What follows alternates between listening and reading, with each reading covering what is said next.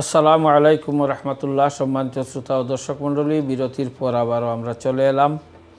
বিরতির পূর্বে আমাদের আজকের সম্মানিত অতিথি হযরত মুফতি মাওলানা আশরাফুর রহমান সাহেব বিশ্বনাথী সাহেব, উনি নেক আমল সম্পর্কে আলোচনা করছিলেন। সাথে সাথে আপনারা অনেকে সরাসরি প্রশ্ন রেখেছেন, আমরা কিছু উত্তর দিয়েছি এবং আরও কিছু প্রশ্ন আমাদের মধ্যে আছে, সেটা উত্তর ইনশাল্লাহ আমরা দেওয়ার চেষ্টা করব। এবং এই সময়ে যারা আমাদের অনুষ্ঠানে অংশগ্রহণ করেছেন আপনাদেরকেও আমরা স্বাগত জানাচ্ছি। জনাব মুফতি সাহেব একজন জানতে চেয়েছেন, ওনার পরিবারের একজন লোক হজে গিয়েছেন। উনি জানতে চেয়েছেন যে হজ থেকে আসার পরে উনি সরাসরি উনি যে কাজ করতেন ওই কাজে উনি চলে যেতে পারবেন কি না। ধন্যবাদ। আল্লাহ রাব্বুল আলামিন আপনার পরিবারে যারা হজ্জে গিয়েছেন, আল্লাহ রাব্বুল আলামিন তাদেরকে সহি সালামতে দেশে ফিরে নিয়ে আসুন। আমিন, আল্লাহুম্মা আমিন। হজ থেকে আসার পরে আপনার যে কাজ আছে সেই কাজে সরাসরি চলে যেতে কোনো বাধা নেই। হজ যারা সম্পন্ন করবেন, যদি সুযোগ হয়, যেহেতু দীর্ঘ সফর করে এসেছেন, কষ্ট করে এসেছেন, কিছুদিন যদি সম্ভব হয় আপনাকে রেস্ট করার, তাহলে সেটা করবেন। সেটা স্বাস্থ্যগত কারণে আপনি রেস্ট করাটা সেটা ইবাদত নয় যে হজ করার পর ঘর থেকে বের হওয়া যাবে না বা এই বাড়িতে থাকতে হবে, এমনটি নয়। সেটা হচ্ছে আল্লাহর বাড়ির থেকে হজ সম্পন্ন করে, জিয়ারা সম্পন্ন করে এসেছেন, আল্লাহ রাব্বুল আলামিনের ইবাদত বন্দেগীতে আরও মগ্ন থাকবেন। সেই সময় ওই স্মৃতিগুলোর সাথে আপনার যিনি হজ থেকে এসেছেন তার বেশি ঘনিষ্ঠতা থাকে। তাই অনেক সময় কাজে গিয়ে সেই কাজের দিকে মন বসে না, এ কারণে। কিন্তু এমন শর্ত নয়, কন্ডিশন নয় যে হজ থেকে ফিরে আসার পর আপনি সরাসরি কাজে যেতে পারবেন না। ইনশাআল্লাহ তিনি হজ থেকে ফিরে আসার পর তার যে কাজ আছে তিনি সরাসরি কাজে ফিরে যেতে পারবেন। এতে কোনো শরীয়তের কোনো বাধা নেই। অসংখ্য ধন্যবাদ জনাব। ইনশাল্লাহ আমরা এক সময় এই বিষয়ে আজকে কিছু আলোচনা করেছেন যে, এবং পরবর্তীতে যে হজ থেকে আসার পর যে আমাদের কি করণীয় বাকি, আমরা সেটা আলোচনা করব। আরও একটি প্রশ্ন উনি বলেছেন যে এমন একটি দোয়া বলার জন্য যেটি যে সবসময় উনি পড়তে পারবেন, আবার এটার ফজিলত খুব বেশি, একটি ছোট্ট দোয়া যদি আপনি বলেন। দোয়া সওয়াব হওয়ার জন্য যে দোয়াগুলো, আসলে যে কোনো একটি দোয়া যদি আপনি রেগুলার বেস করতে পারেন, তাহলে সেই দোয়াতে আল্লাহ রাব্বুল আলামিন যে সওয়াব রেখেছেন।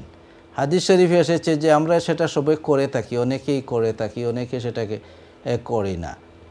হাদিস শরীফে এসেছে যে ব্যক্তি প্রত্যেক নামাজের পরে সুবহানাল্লাহ, আলহামদুলিল্লাহ, আল্লাহু আকবার 33 বার এবং 34 বার পড়লেন, আর রাতে ঘুমোয় যাওয়ার পূর্বে আরও 33 বার করে 100 বার পড়লেন, তখন রাসূল পাক সাল্লাল্লাহু আলাইহি সাল্লাম সাহাবীকে উদ্দেশ্য করে বললেন, বলো তো ওই যে প্রতিটি তাসবিহের পরিবর্তে 10টি করে নেকি হলো, তোমার মধ্যে কে আছে?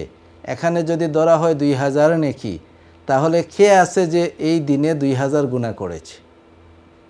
এতে বোঝা যায় যে ভালো কাজ স্থায়ীভাবে যেগুলো করা হয় সেটাতে বরকত বেশি হয়। আপনি যে কোনো একটি তাসবিহ পড়েন, আপনি ওই তাসবিহ পড়েন সুবহানাল্লাহ, আলহামদুলিল্লাহ, লা ইলাহা ইল্লাল্লাহু, আল্লাহু আকবার, ওয়ালিল্লাহিল হামদ। এমনকি আল্লাহ রাব্বুল আলামিন উম্মের দারদা এক সাহাবী, মহিলা সাহাবী যিনি বৃদ্ধ হয়ে গিয়েছিলেন, তিনি আল্লাহর হাবিবের কাছে আরজ করেছিলেন, রাসূল ইসলাম বলেছিলেন যে তুমি প্রত্যহ 1000 বার ওই তাসবিহটা পড়ো। কাউকে বলেছেন 100 বার যদি সে পড়ে তার জন্য আল্লাহ রাব্বুল আলামিন 1000 সওয়াবের ব্যবস্থা করে দেন, একবারে মিনিমাম। মাশাআল্লাহ। অথবা আপনি যে কোনো দোয়া, যে দোয়াটা আপনার কাছে সহজ হয়ে থাকে। আরেকটি দোয়া হচ্ছে যেটা আরাফার ময়দানে যে দোয়াটির গুরুত্ব আল্লাহর হাবিব ইসলাম দান করেছেন, এবং রাসূল ইসলাম বলেছেন যে আরাফার দিন সেই দিনের মধ্যে সর্বোচ্চ দিন থেকে সবচেয়ে উৎকৃষ্ট দিন যেটি আরাফার দিন, ওই দিনে আমি এবং অন্যান্য নবীগণ যে দোয়া পড়ি সেটা হচ্ছে লা ইলাহা ইল্লাল্লাহু ওয়াহদাহু লা শারীকা লাহু লাহুল মুলকু ওয়া লাহুল হামদু ওয়া হুয়া আলা কুল্লি শাইইন কাদির। এই দোয়াটি প্রত্যেকদিন 10 বার পড়বেন সকালে।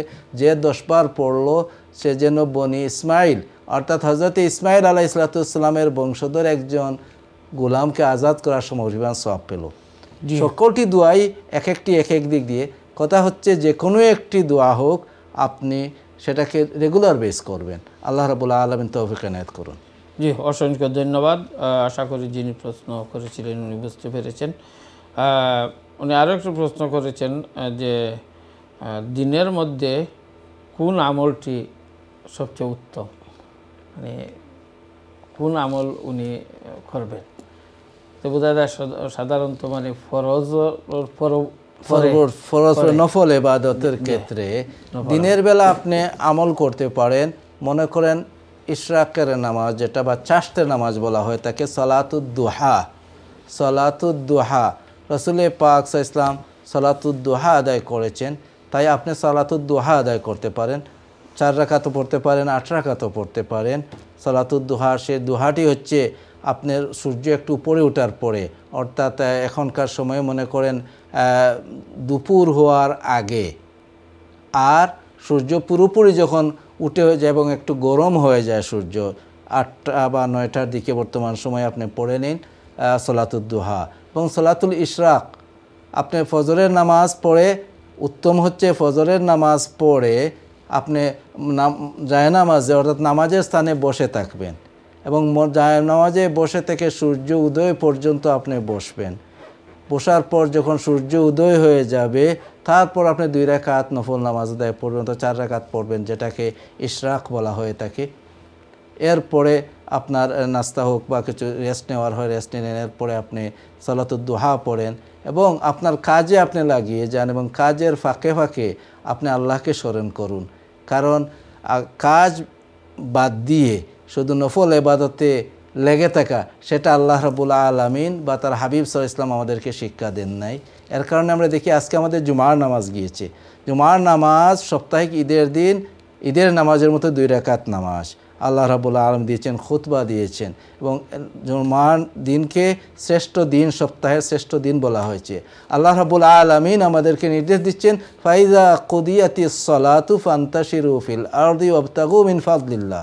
তোমরা যখন নামাজ শেষ করে যাও, তোমাদের নামাজ শেষ হয়ে গেলে যার যার কাজে চলে যাও, অর্থাৎ ভালো কাজ যেগুলো আছে, যার যে ডিউটি আছে, হালাল উপার্জন আছে, সেইগুলোতে তোমরা লেগে যাও। তখন ওই নামাজ পড়ার কারণে আবার যখন আসরের সময় আসবে নামাজ পড়বেন, ওই কাজে লেগে থাকার সময়টাকেও আল্লাহ রাব্বুল আলামিন ইবাদতের সওয়াব দিয়ে দিবেন। তাই আমাদের জন্য কত সুযোগ রাখা হয়েছে।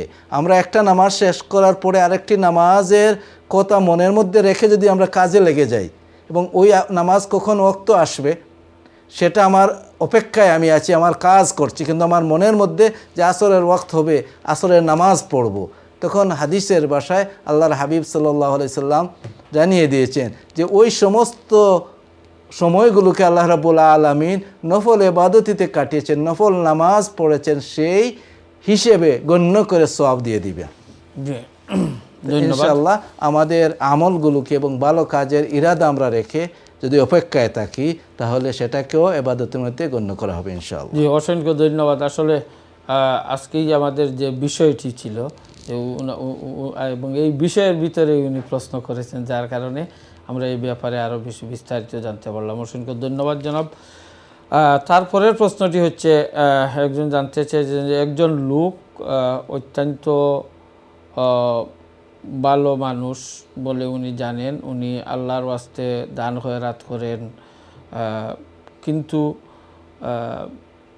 ওনার আত্মীয় স্বজনের সাথে উনি ভালো ব্যবহার করেন না, তাই এই ব্যাপারে যে একটু বলেন।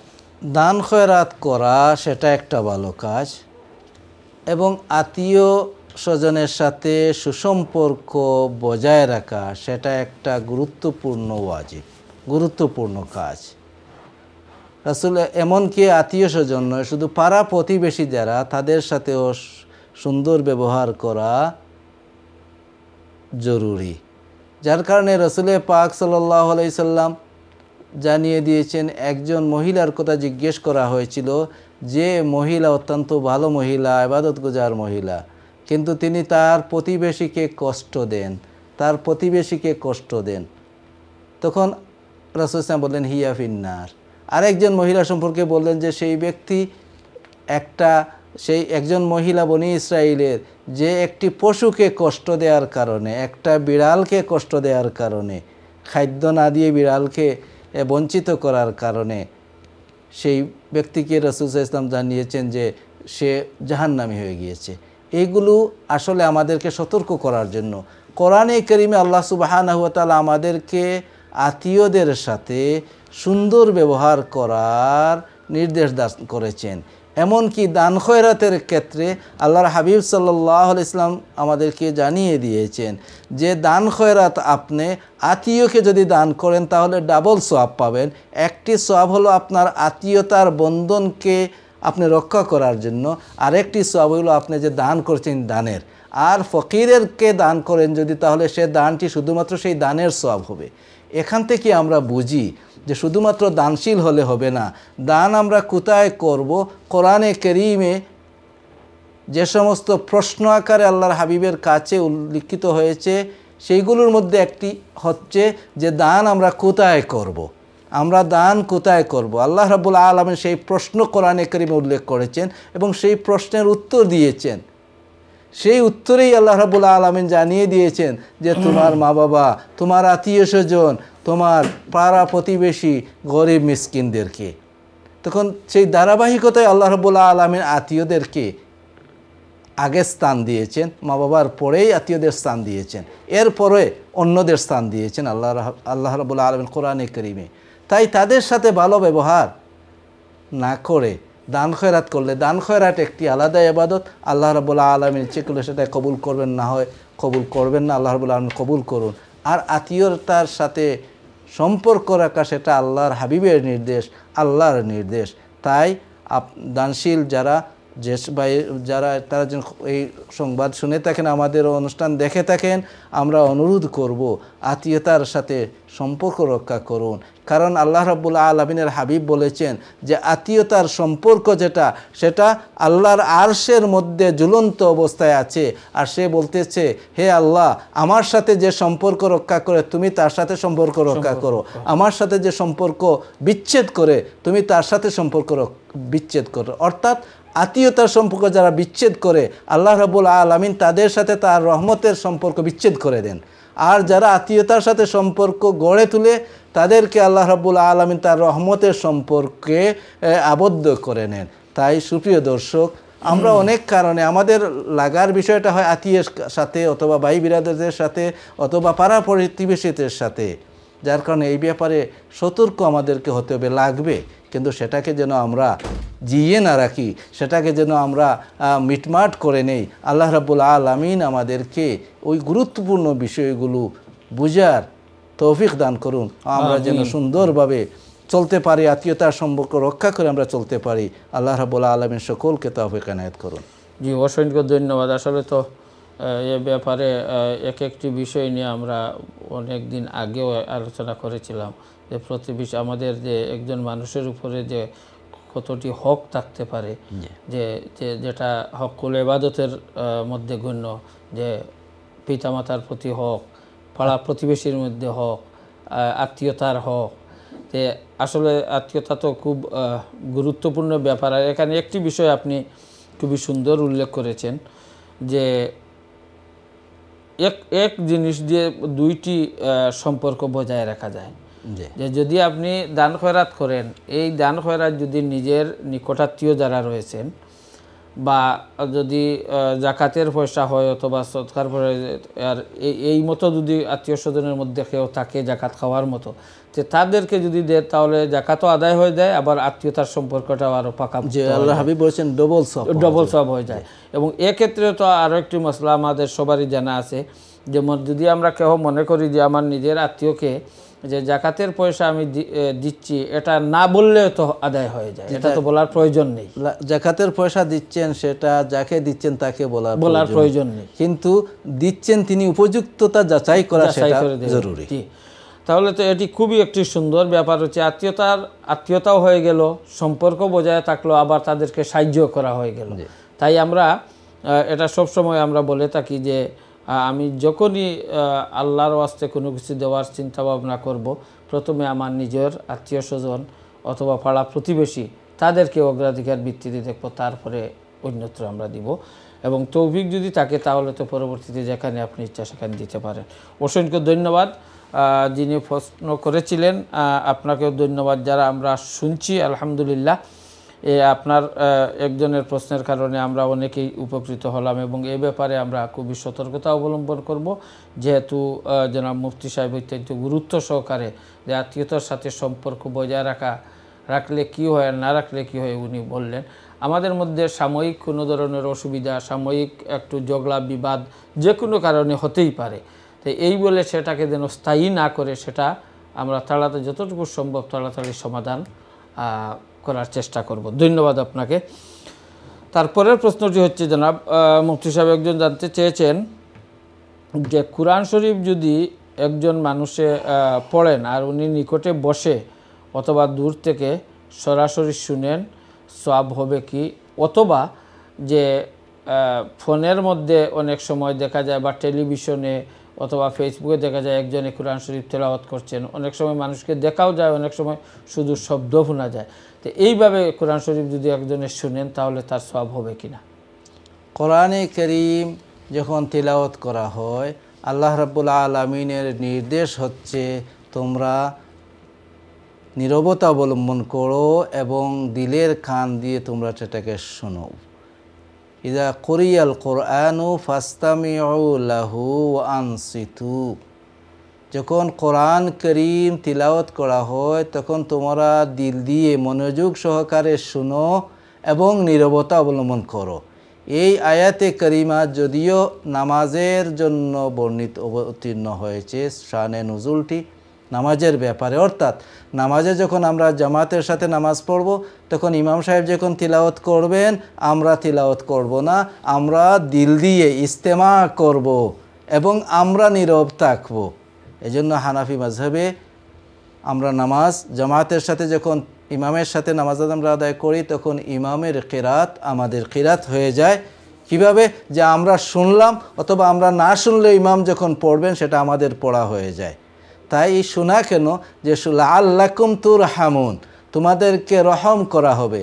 তাই কোরআনে কারীম যিনি তিলাওয়াত করেন তিনি তিলাওয়াতের সওয়াব পাবেন একটি হরফের পরিবর্তে 10 নেকি করে, এবং যিনি তিলাওয়াত শুনলেন তিনি তার তিলাওয়াত শ্রবণের সওয়াব পেয়ে যাবেন। এজন্য কিছুদিন পূর্বে আমরা এই টিভির মাধ্যমে অথবা অন্যান্য আমরা প্রোগ্রামে আমরা মানুষদেরকে বিশেষভাবে ডিসকারেজ করেছি, অনুৎসাহিত করেছি যে দেখা যায় অনেক মানুষ তার ফোনের রিংটোনে সেখানে তিলাওয়াত রেখে দিয়েছে। এটা ছিল সম্পূর্ণ বেআদবি কোরআন শরীফের সাথে। কোরআন শরীফের যে তিলাওয়াত যেটি আসছে, যে আওয়াজ যেটি আসছে, যেটা যিনি শুনছেন তিনি যখন বুঝবেন সেটা কোরআনে কারীম তখন তাকে কথা বলতে পারবেন না, তিনি সেটাকে শুনতে হবে, তিনি সেটাকে শুনবেন, অন্যথায় সেই তিলাওয়াতকে বন্ধ করে কথাবার্তা বলবেন। সেই তিলাওয়াত শুনলেও সওয়াব হবে। এখন সেটা তিলাওয়াত শুনছেন, কিন্তু তিলাওয়াতকারীকে এখানে কেউ তিলাওয়াতকারী না থাকলেও যিনি শুনছেন তিনি তো মানুষ, তিনি শুনছেন কি? তিনি শুনছেন আলিফ লাম মিম যালিকাল কিতাবু লা রাইবা ফি। তাই কোরআনে কারীমের তিলাওয়াত যারা শুনবেন তারা সওয়াব পাবেন, এবং কোরআনে কারীমের নিয়মই হচ্ছে একজন যখন তিলাওয়াত করবেন অন্যরা সবাই বসে শুনবেন, ইস্তেমা করবেন, নীরব থাকবেন। জি, অসংখ্য ধন্যবাদ জনাব, অত্যন্ত সুন্দরভাবে আপনি বিষয়গুলো উত্থাপন করার জন্য। তারপরে আরেকজন ভাই প্রশ্ন করেছিলেন ফোনের মাধ্যমে যে চুলের মধ্যে রঙের কথা বলেছেন, কালার করা যায় কিনা? চুলের মধ্যে খেজাব লাগানো জায়েজ আছে, কারণ রাসূল পাক সাল্লাল্লাহু আলাইহি ওয়াসাল্লাম নির্দেশ দিয়েছেন হযরতে আবু বকর সিদ্দিক রাদিয়াল্লাহু তাআলা আনহুর পিতাকে, এবং হাদিস শরীফে এসেছে গাইয়ুরুশ শাইবা, যাদের চুল সাদা হয়ে গিয়েছে তারা যেন সেটাকে চেঞ্জ করে নেয়, পরিবর্তন করে নেয়। ইখতিলাফ রয়েছে উলামায়ে কেরামের মধ্যে সেটা কালো রং ব্যবহার করা যাবে কি যাবে না। এই ব্যাপারে সাহাবা একরামের মধ্যেও কিছু সংখ্যক সাহাবা তাদের আমল ছিল যে তারা কালো কেজা ব্যবহার করেছেন, কালো রঙের কেজা ব্যবহার করেছেন, যে কালোটি একবারে পিওর কালো নয়, সেই কালোটি একটু লালিমাযুক্ত কালো, সেটা তারা ব্যবহার করেছেন। এ কারণে একদল ফুকাহায়ে কেরাম তারা সেটাকে জায়েজ মনে করেন এবং আরেক দল তারা মনে করেন সেটা অনুত্তম, সেটা মাকরু হবে, কালো রঙের খিজা ব্যবহার করা সেটা মাকরু হবে। তাই এই বিষয়টি ফুকাহায়ে কেরামের মধ্যে ভিন্নমত রয়েছে, সেটা সাহাবায়ে কেরাম বা সাহাবায়ে কেরামের যুগে সেটাকে ভিন্নমত রয়েছে, যে যে মতকে ওপিনিয়নকে গ্রহণ করেন তারা সেটাকে। এবং কিছু কিছু ক্ষেত্রে মাকরু ব্যতীত যারা মাকরু বলেছে তাদের ক্ষেত্রেও কিছু বিশেষ ক্ষেত্র রয়েছে, যে ক্ষেত্রে চুলকে কালো করা সেটা জায়েজ রয়েছে, সেটা মাকরু হয় না। কিছু কিছু বিশেষ ক্ষেত্র রয়েছে সেইগুলোতে সেটা মাকরু রয় না। আমরা এই বিষয়টিকে বিস্তারিত আলোচনা করছি না, আমরা শুধুমাত্র এজন্য বললাম যে আসলাফের সাহাবায়ে কেরামের মধ্যে সেটা ইখতিলাফ ছিল, যাতে করে আমরা কেউ যদি ব্যবহার করেন তাকে যেন আমরা খাটো না করি, তাকে যেন আমরা ক্রিটিসাইজ না করি, এবং যিনি করেন না তাকেও যেন আমরা দোষারোপ না করি। এই বিষয়গুলো আমরা যখন জানবো যে বিষয়টি মুখতলফুন ফি, সেটা উলামায়ে কেরামের মধ্যে ইখতিলাফ, তাহলে যিনি যেটা আমল করছেন সে হয়তো ওই বিষয়টির অনুসরণে আমল করতেছেন, তাই না করাই বেটার। যেহেতু না কালো ব্যবহারের ক্ষেত্রে কিছু হাদিস আছে যে হাদিসগুলোতে নিষেধাজ্ঞা রয়েছে কালো ব্যবহারের ক্ষেত্রে, এর কারণে ওই হাদিসের উপর ভিত্তি করে জমহুর উলামা তারা বলেছেন কিছু এক্সেপশনাল কিছু বিষয় ব্যতীত কালো ব্যবহার করা সেটা মাকরু। জি, অসংখ্য ধন্যবাদ। আমরা অনুষ্ঠানের একেবারে শেষ পর্যায়ে চলে এসেছি, যে একজন কলার চলে এসেছেন, দেখি আমাদের সাথে কে রয়েছেন। হ্যালো, আসসালামু আলাইকুম। আসসালামু আলাইকুম। হ্যালো, আসসালামু আলাইকুম। আসসালামু আলাইকুম। জি, ওয়ালাইকুম সালাম। জি, আপনার প্রশ্নটি বলেন। ব্যাপারে একই বেঙ্গালাই জি, গুরু একই ব্যাপারে একই, আমরা নিজের ব্যাপারে একই, এখানে মানরা আছে মানুষ আর এখানে মানরা নাই। কোন বিষয়ের উপর? আপনার কথা আমরা বুঝতে পারতেছি না, মানে এক কথা আসে এক কথা আসে না, আপনি আবার বলেন প্লিজ।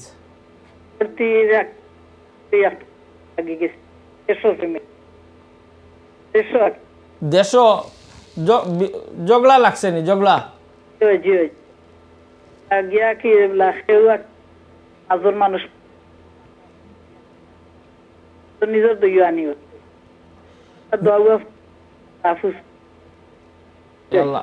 আপনার আপনার কথা অসংখ্য ধন্যবাদ। আপনার কথা আমরা বুঝতে পারছি না, সম্ভবত আপনি এটাই বলতে চাচ্ছেন যে নিজেদের মধ্যে কোনো ঝগড়া লেগেছে, এখন কিভাবে আসলেই চেষ্টা করেন যে অন্য মানুষ নিয়ে যেভাবে এটা সমাধান করা যায়, এটাই সবচেয়ে উত্তম পথ। এবং আপনার কথা শোনা যাচ্ছে না, একটি কথা আসছে একটি কথা আসছে না, এভাবেই ইনশাল্লাহ সরাসরি। আর আপনি মানে মাসলা মাসাইল ব্যবহারের দিন আরও বিস্তারিত জানতে চান বা বুঝতে চান, আমাদের এই অনুষ্ঠানে আপনারা জানতে পারবেন, অথবা আপনারা কন্ট্রোল রুমে আমাদের অনুষ্ঠান শেষ হওয়ার পরে আপনারা আবার এই নম্বরে ফোন করে যারা ধরবে ওনাদেরকে যদি বলেন যে মুফতি সাহেবের নম্বরটা দেওয়ার জন্য, ওনারা নম্বরটা দিয়ে দিবেন, আপনারা সরাসরি মুফতি সাহেবের সাথে আলাপ করে সেই আপনারা মাসলা জেনে নেবেন ইনশাল্লাহ।